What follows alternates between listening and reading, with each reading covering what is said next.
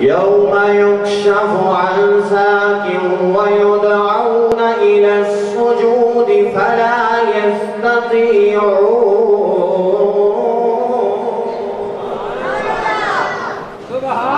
قیامت والا دن ہوگا جس دن صاف کھولی جائے گی، جس دن حساب و کتاب ہوگا.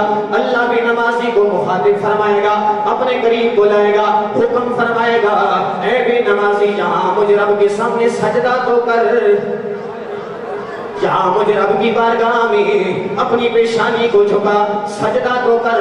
فلا یستطیعون، جس نے ساری زندگی کمر کو سیدھا رکھا ہوگا، اللہ کی بارگاہ میں کبھی اپنی پیشانی کو نہیں جھکایا ہوگا، فلا یستطیعون، وہ سجدہ نہیں کر پائے گا. وہاں پر اس کی کیفیت کیا ہوگی؟ میرے رب کا قرآن کہتا ہے خاشعۃ ابصارہم ترہقہم ذلہ.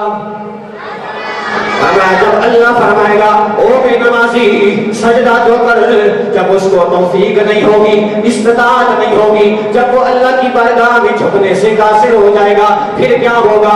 خاشعۃ ابصارہم ترہقہم ذلہ، ذلت اس پر چڑھ جائے گی، رسوائی اس کا مقدر بن جائے گی، ذلت اس کا جناب والا مقدر بن جائے گی. اپنے سر کو ندامت سے جھکا لے گا، کھڑا ہو جائے گا، شرمندگی کا اظہار کرے گا، اے میرے اللہ یہ آج رسوا کیوں کھڑا ہے، اس پر ذلت کیوں چڑھ رہی ہے؟ میرا رب فرماتا ہے وَقَدْ كَانُوا يُدْعَوْنَ إِلَى السُّجُودِ وَهُمْ سَالِمُونَ.